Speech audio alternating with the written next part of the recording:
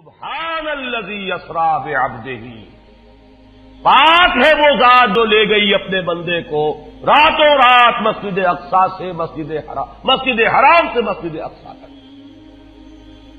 اگر یہ بات کسی انسان کی طرف منسوب ہوتی تو بات اور تھی، اگر یہ فعل حضور کی طرف منسوب ہوتا کہ حضور گئے تو بات اور تھی کہ میں آیا نہیں لایا گیا ہوں، حضور گئے نہیں لے جائے گئے ہیں، اور لے جانے والے وہ ذات ہے سبحان الذی اسری، وہ پاک ہے ہر عیب سے، ہر نقص سے، ہر ذوق سے، ہر کوتاہی سے، وہ منزہ ہے، اعلی ہے، عرفہ ہے، بالا تر ہے، لہذا اس کی قدرت سے یہ ہرگز بعید نہیں کہ وہ اپنے بندے کو راتوں رات مسجد حرام سے مسجد اقصی اور پھر مسجد اقصی سے سدرۃ المنتہا تک لے جائے اور واپس لے آئے اور پھر مسجد حرام میں پہنچا دے۔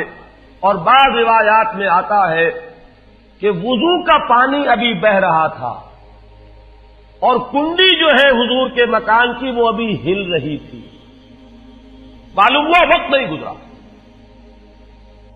میں کچھ بیان کروں گا، میرے بیان کرنے میں کچھ کمی اور بیشی ہونے کا اندیشہ ہے۔ اگر ہم اتنے خوش قسمت ہیں کہ وہ واقعہ ہمارے پاس ایک مفصل حدیث کی شکل میں موجود، اور حدیث بھی دوسرے یا تیسرے طبقے کی کتابوں کی نہیں،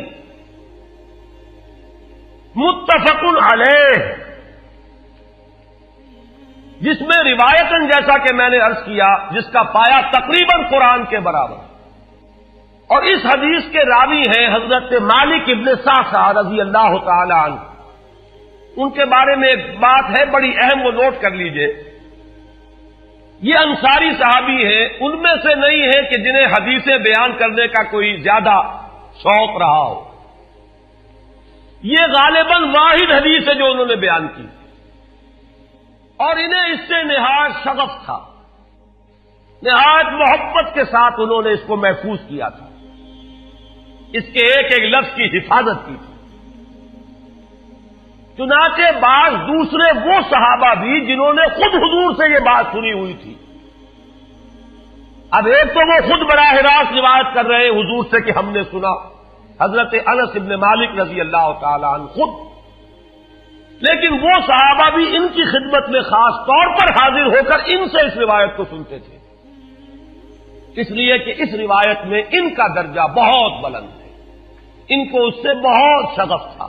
تو صحابہ جو براہ راست حضور سے سن چکے وہ بھی ان کے پاس جا کر خاص طور پر اس حدیث کو سنا کرتے تھے۔ چنانچہ یہ روایت جو متفق علیہ ہے، یہ امام بخاری جو اس کو لائے ہیں عن قتادہ عن انس بن مالک عن مالک ابن صعصع رضی اللہ تعالی عنہم، حضرت انس ابن مالک سے روایت موجود ہے مسلم شریف میں براہ راست ان سے، لیکن یہ اس روایت کو بیان کر رہے ہیں حضرت مالک ابن صعصع رضی اللہ تعالی عنہ کے حوالے سے۔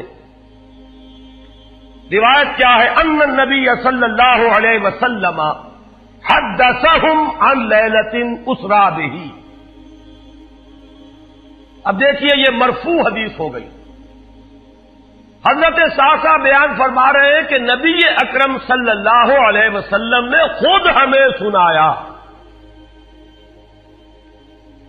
وہ حالات و واقعات سنائے جو اس رات کو پیش آئے جس رات کے انہیں لے جایا گیا۔ قال بینما انا فی الحطیم وربما قال فی الفجر، حضور فرماتے ہیں کہ میں اسی اثنا میں کہ میں حتیم میں تھا، اور ایک دوسری روایت میں الفاظ حجر آئے ہیں، وہ بھی کہتے ہیں اسی حصے کو،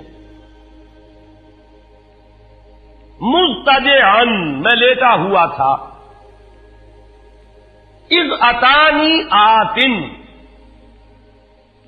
کہ اچانک میرے پاس ایک آنے والا آیا۔ یہ آنے والے کون ہیں؟ حضرت جبرائیل، یہ بعد میں واضح ہو جائے گا۔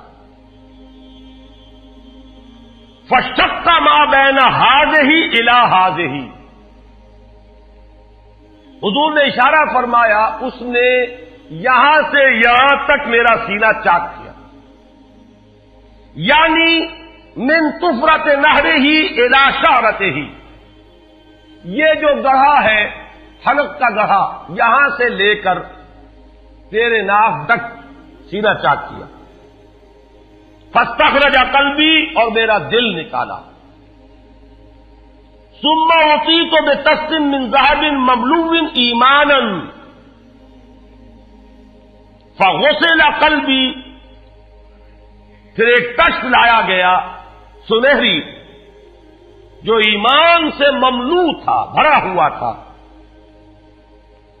تو پھر اس کے ذریعے سے میرے اس قلب کو، سینے کو دھویا گیا، ثم حشیا ثم اعید، وفی روایت اس کے بعد اس کو لوٹا دیا گیا اور پھر وہ زخم بھی سی دیا گیا۔ ایک روایت میں آتا ہے ثم غسل البطن بماء زمزم ثم ملئ ایمانا وحکمتا، اسی طریقے سے پورے پیٹ کو بھی صاف کیا گیا مائے زمزم سے، اور اس میں بھی ایمان اور حکمت بھر دیے گئے۔ ثم اعطیت بدابۃ، پھر میرے پاس ایک چوپایا لایا گیا، دون البغل فوق الحمار، جو بغل یعنی خچر سے تو کچھ چھوٹا تھا، اور حمار یعنی گدھے سے کچھ بڑا تھا، اب یہ جو سفید تھا، یقال لہ البراق، جس کا نام براق ہے، وَيَدَعُ خَطْوَهُ عِنْدَ أَقْصَى طَرْفِهِ، اور اس کا ہر قدم اس کی حد نگاہ پر جا کر پڑتا تھا۔ فَعِلْتُ عَلَيْهِ، میں اس پر سوار ہوا، فَانْطَلَقَ بِي جِبْرَائِیل، اب یہاں نام آ گیا، وہ آنے والے کون تھے؟ پھر چلے میرے ساتھ حضرت جبرائیل، حتی اتی السماء الدنیا، یہاں تک کہ وہ آسمان دنیا تک پہنچ گئے، جو پہلا آسمان۔ اب یہاں دیکھیے وہ روایت میں جو زمینی سفر کا درمیانی حصہ ہے وہ رہ گیا، دوسری روایات سے ہم اس کو جوڑ کر جمع کریں کہ پہلا زمینی سفر ہے، مسجد اقصیٰ تک پہنچے ہیں، وہاں جا کر روایت میں آتا ہے میں نے وہی اپنے اس خچر کو باندھا، براق کو، جہاں انبیاء باندھا کرتے تھے، اور پھر وہاں میں نے نماز ادا کی، بہت سے لوگ جمع ہوئے، میں منتظر تھا کہ کون نماز پڑھائے گا، کہ جبرائیل نے میرا ہاتھ پکڑ کر مجھے آگے کیا، میں نے نماز پڑھائی، اور پھر جبرائیل نے مجھے بتایا کہ یہ تمام انبیاء تھے جو اس دنیا میں مبعوث ہوئے ہیں، اور آج آپ نے ان سب کی امامت کی۔ یہاں سے پھر شروع ہوا ہے وہ دوسرا سفر، لیکن جب پہلے آسمان تک پہنچے، فاستفتح، انہوں نے دستک دی، کھلوانا چاہا، قیل من ھذا، پوچھا گیا کون ہے؟ قال جبرائیل، انہوں نے جواب دیا جبرائیل۔ قیل ومن معک، پوچھا گیا کہ آپ کے ساتھ کون ہے؟ دیکھیے یہاں ذہن میں رکھیے گا، اس امکان کو کوئی شخص مسترد نہیں کر سکتا کہ ان ملائکہ کے علم میں ہو، لیکن پھر بھی پوچھ رہے ہیں، قانون قانون ہے، دروازے پر دستک دینی ہوگی، آئیڈینٹی ڈسکلوز کرنی ہوگی، چاہے علم میں ہو۔ جج جو ہے وہ اپنے علم کی بنیاد پر فیصلہ کبھی نہیں دے گا، وہ تو مقدمے کی سماعت ہوگی، شہادتوں کی بنیاد پر فیصلہ ہوگا۔ ذاتی علم کی بنیاد پر کرنا ہے تو وہ خود کسی اور عدالت میں اس مقدمے کو منتقل کرے اور وہاں گواہ کی حیثیت سے پیش ہو، تو قانون قانون ہے۔ پوچھا گیا آپ کے ساتھ کون ہے؟ قال محمد صلی اللہ علیہ وسلم۔ قیل وقد ارسل الیہ، پوچھا گیا کیا انہیں بلایا گیا ہے؟ قال نعم،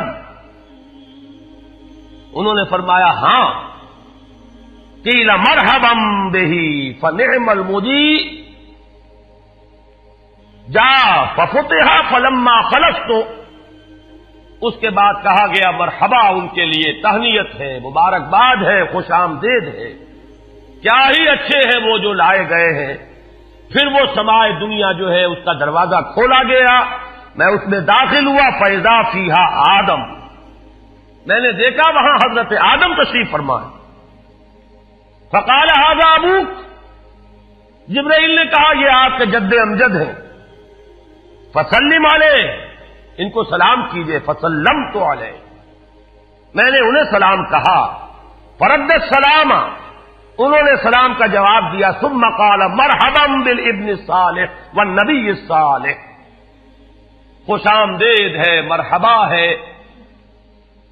صالح بیٹے اور صالح نبی پر۔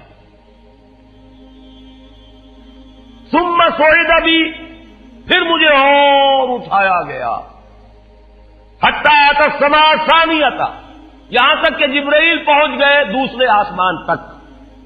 فاستفتح، پھر وہی سوال و جواب ہے، میں اب ترجمہ نہیں کروں گا۔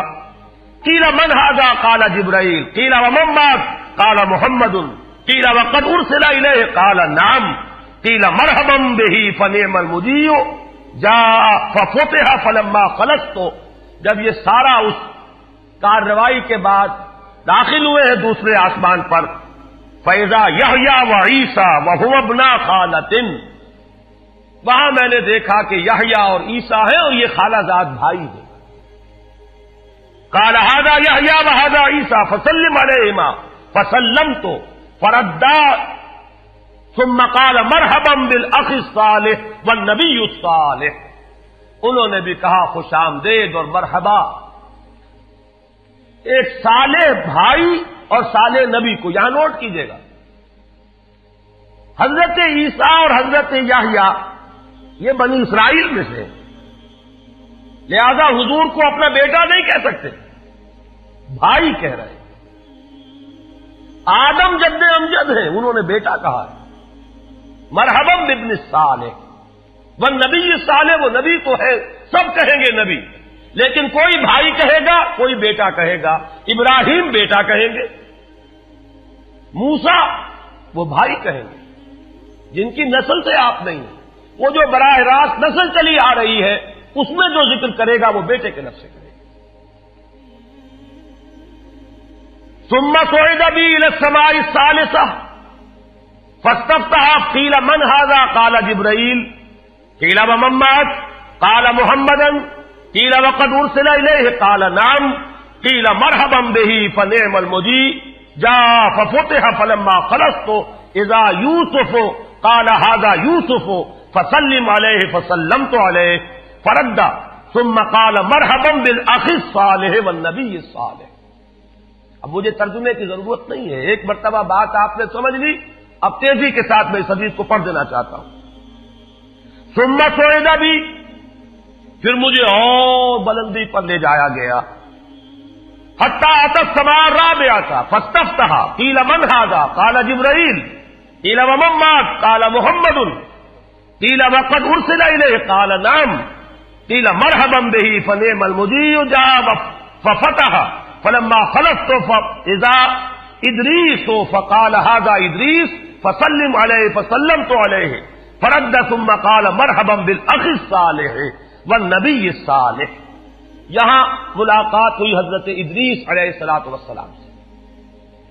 ثم صعد بی حتی اتی السماء الخامسۃ فاستفتح قیل من ھذا قال جبرائیل، قیل ومن معک قال محمد، قیل وقد ارسل الیہ قال نعم، قیل مرحبا بہ فنعم المجیء جاء ففتح فلما خلصت فاذا ہارون قال ھذا ہارون فسلم علیہ فسلمت علیہ فرد ثم قال مرحبا بالاخ الصالح والنبی الصالح۔ ثم صعد بی حتی اتی السماء السادسہ فاستفتح قیل من ھذا قال جبرائیل، قیل ومن معک قال محمد، قیل وقد ارسل الیہ قال نعم، قیل مرحبا بہ فنعم المجیء جاء ففتح فلما خلصت فاذا موسیٰ قال ھذا موسیٰ فسلم علیہ فسلمت علیہ فرد ثم قال مرحبا بالاخ الصالح والنبی الصالح۔ چھٹے آسمان پر یہ حضرت موسیٰ سے ملاقات ہوئی. فلما جاوزت بتا، جب میں آگے بڑھا تو حضرت موسیٰ روئے. قیل ما یبکیک، ان سے پوچھا گیا کہ آپ کو کیا چیز رلا رہی ہے؟ قال ابکی لأن غلاما بعث بعدی، کہ مجھے اس بات پر رونا آ رہا ہے یہ نوجوان محمد صلی اللہ علیہ وسلم، یہ میرے بہت بعد ان کی بعثت ہوئی ہے. يدخل الجنت من امتہ اکثر ممن يدخلها من امتی، میرے بہت بعد آنے کے باوجود ان کی امت میں سے جنت میں داخل ہونے والوں کی تعداد میری امت کے مقابلے میں بہت زیادہ ہو. بہرحال اپنی امت کا خیال تو ہے، وہ شفقت جو نبی اور رسول کو اپنی امت پر ہونی چاہیے وہ ہے بتمام و کمال. اسے معاذ اللہ کسی حسد پر معمول نہ کیجیے، بلکہ وہ جو احساس ہوا ہے اپنی امت کی محرومی کا، وہ ہے کہ جس نے حضرت موسیٰ علیہ السلام پر یہ کیفیت طاری کی. ثم صعد بی، پھر مجھے اور بلند کیا گیا الی السماء السابعۃ، ساتویں آسمان پر. فاستفتح قیل من ھذا قال جبرائیل، قیل ومن معک قال محمد صلی اللہ علیہ وسلم، قیل وقد بعث الیہ قال نعم، قیل مرحبا بہ فنعم المجیء جاء. فلما خلفت فاذا ابراہیم قال ھذا ابوک ابراہیم فسلم علیہ، فسلمت علیہ فرد السلام ثم قال مرحبا بالابن الصالح والنبی الصالح. حضرت ابراہیم نے پھر استقبال کیا، خوش آمدید صالح بیٹے اور صالح نبی کے لیے. ثم رفعت، اب ذرا یہاں نوٹ کیجئے گا، یہاں سوئد تو نہیں آیا، سوئد ابھی نہیں آیا، رفعت. پھر مجھے اور بلند کیا گیا الی سدرۃ المنتہی، یہ سدرہ منتہا ہے جس کا ذکر ہے سورۃ النجم. اسی سدرۃ المنتہا کے پاس جنت ماوا ہے، وہ جس کا وعدہ کیا گیا ہے، جو ٹھکانہ بنے گی اللہ کے نیکوکار بندوں کا، جس میں وہ رہیں گا ہمیشہ ہمیش. فادخلوها خالدین، وہ بھی وہی ہے. پھر اٹھائے گئے حضور بیت المعمور تک. ثم اعطیت باناء من خمر واناء من لبن واناء من عسل. پھر میرے سامنے یہ بیت معمور کیا ہے یہ بھی جان لیجئے.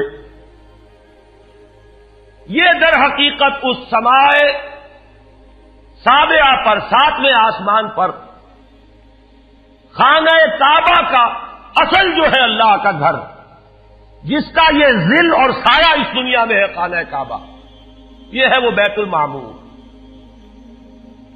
جس کے بارے میں ایک اور روایت میں الفاظ یہ آئے ہیں، اس میں روزانہ 70,000 فرشتے داخل ہوتے ہیں، اور جو فرشتہ ایک مرتبہ داخل ہوا ہے آج تک اسے دوبارہ داخل ہونے کی نوبت نہیں آئی. اسی طریقے سے وہ فرشتے ہیں جو طواف کرتے ہیں خانہ کعبہ کا. پھر جان لیجئے یہ ہماری نگاہوں سے مخفی عالم غیب کی ایک دنیا ہے اپنی جگہ، چاہے ہمیں نظر نہ آئے. پھر میرے سامنے 3 برتن لائے گئے، ایک دودھ کا اور ایک شہد کا اور ایک شراب کا. فاخذت اللبن، میں نے دودھ والا پیالہ اٹھا لیا. قال ہی الفطرہ، حضرت جبرائیل نے توثیق کی کہ یہ ہے اصل میں آپ کا انتخاب درست ہے، یہ فطرت ہے. فطرت اللہ التی فطر الناس علیہا، یہی جو فطرت انسانی سے قریب ترین شے ہے اس کا آپ نے انتخاب کیا. اتت انت علیہا و امتک، اسی فطرت پر اے محمد آپ بھی ہے اور آپ کی امت بھی ہے. ثم فرضت علیہ صلوات 50 کل یوم. ایک اور روایت میں الفاظ آئے ہیں، اس میں اس کی وضاحت نہیں ہے کہ 3 چیزیں حضور کو یہاں عطا کی گئی. ایک تو 50 نمازیں جو فرض ہوئی، ایک دن رات میں 50 نمازیں، اور ایک سورہ بقرہ کی آخری 2 آیات جو تحفہ اللہ نے دیا محمد کو امت کے لیے صلی اللہ علیہ وسلم. آمن الرسول بما انزل الیہ من ربہ والمؤمنون کل آمن باللہ وملائکتہ وکتبہ ورسلہ.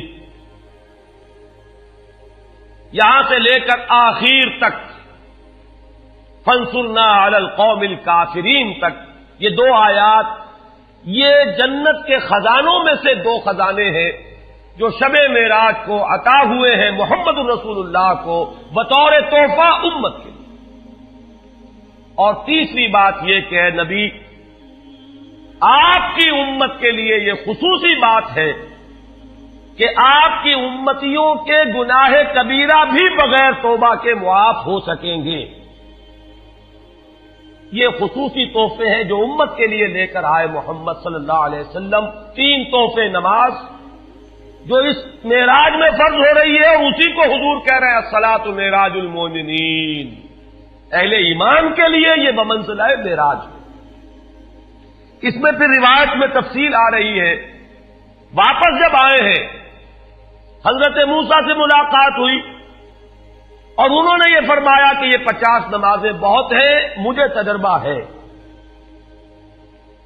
تمہاری امت اس کا تحمل نہ کر سکے گی, واپس جاؤ درخواست کرو کم کرواؤ. حضور گئے, 10 نمازیں اس میں معاف ہوئی, 40 ہوئی. پھر یہی بات ہوئی, پھر بھیجا حضرت موسیٰ نے, پھر 30 ہوئی, پھر 20 ہوئی, چوتھی مرتبہ پھر وہ 10 اور پھر 5 رہ گئیں. اس پر بھی حضرت موسیٰ نے یہ کہا اب بھی جاؤ یہ بھی بھاری ہے. حضور نے فرمایا مجھے شرم آتی ہے, میں اتنی مرتبہ جا چکا ہوں, مزید اب جانے سے حیا محسوس کر رہا ہوں. تو ندا آئی کہ یہ 5 ہی 50 کے برابر ہیں. ہمارے ہاں قول بدلا نہیں جاتا. یہ 5 جو ہے در حقیقت یہ قائم مقام ہے ان 50 کے کہ جو اولا ہم نے فرض کی تھی.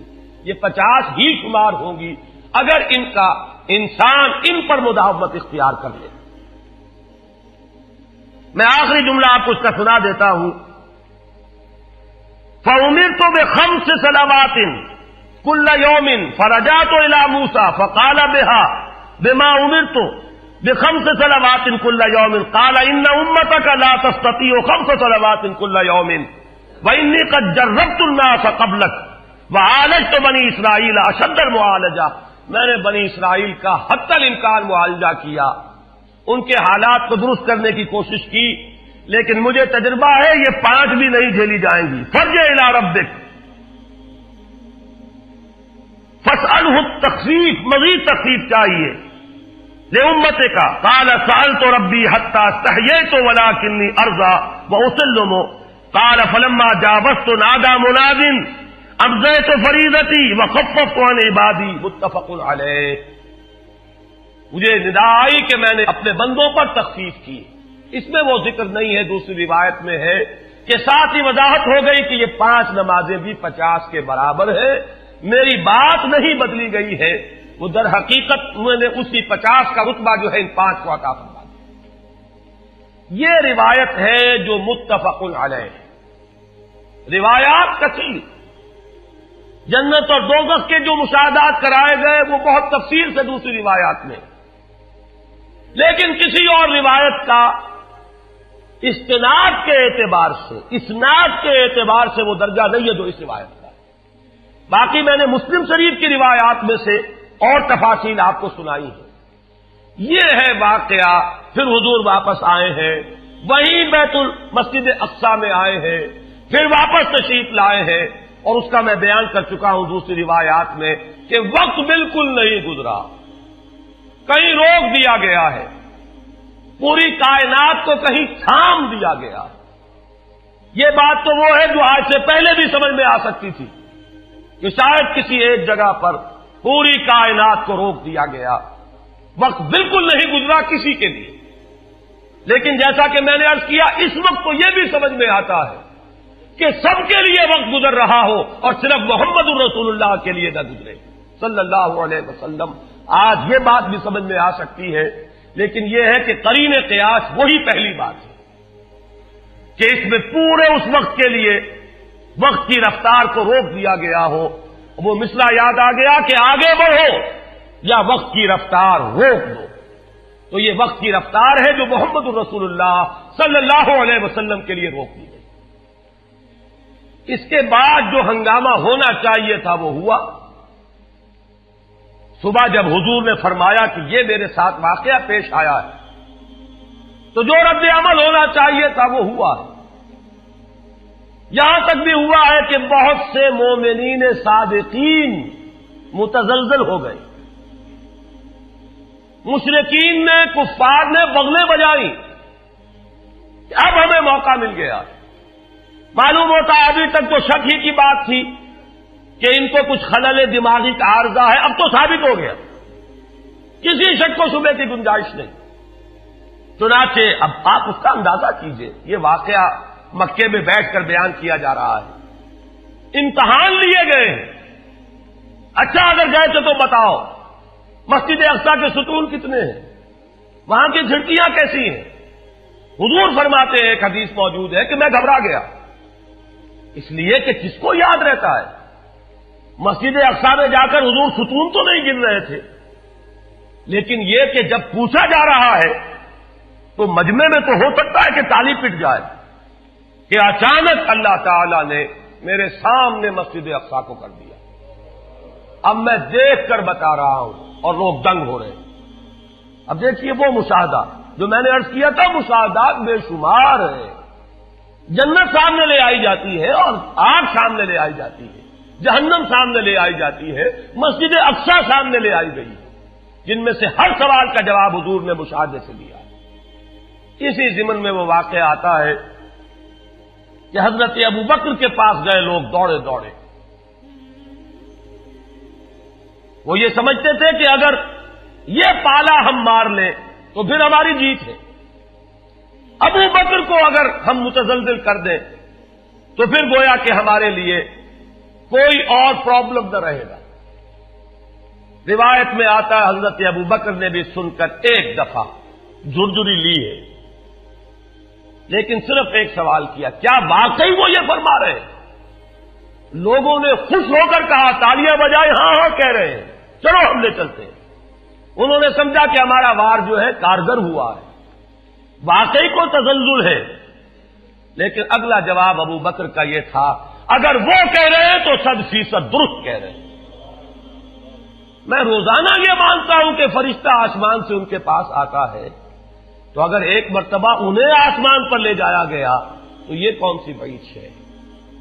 یہ ہے وہ دن کہ جس کے بعد صدیق اکبر شمار ہوئے ہیں ابوبکر صدیق۔